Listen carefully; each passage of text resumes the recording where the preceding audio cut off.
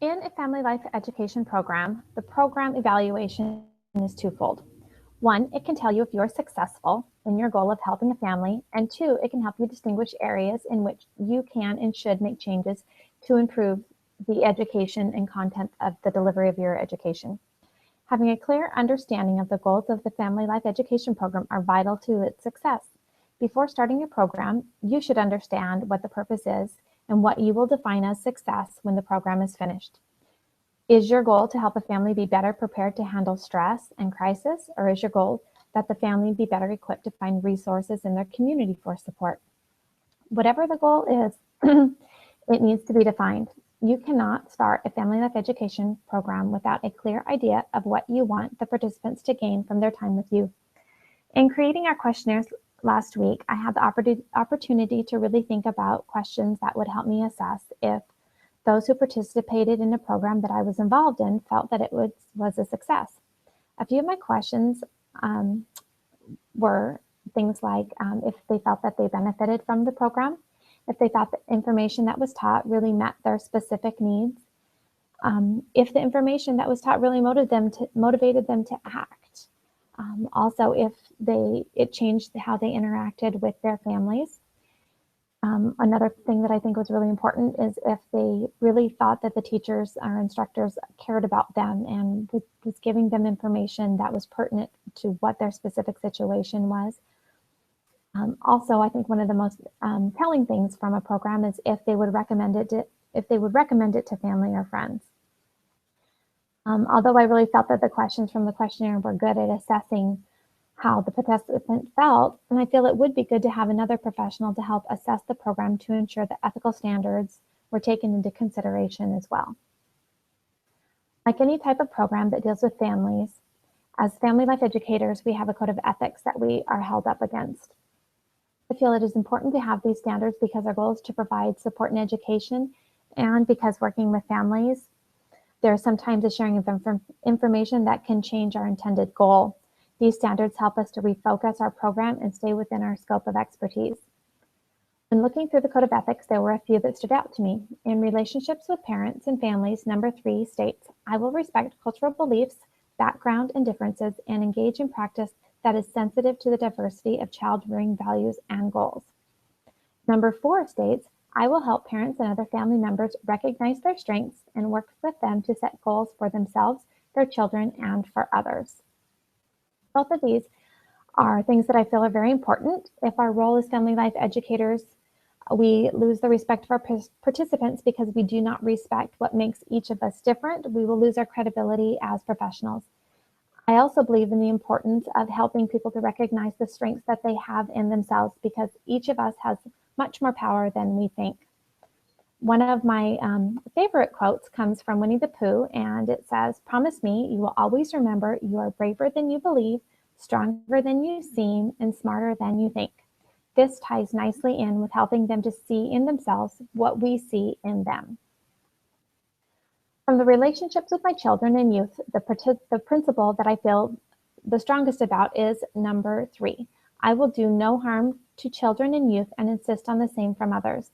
As family life educators, we have the responsibility to protect those that cannot do that for themselves. If we fail to protect children, we have completely failed.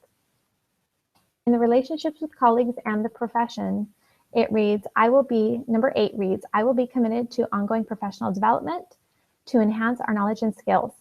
This is vital in our field. Because we want to always have the most up-to-date and current information and research available, we have to be willing to not only always be teachable, but we have to be willing to really go out and take advantage of those in our field who are willing to teach us. One of the most important principles comes from relationships with the community.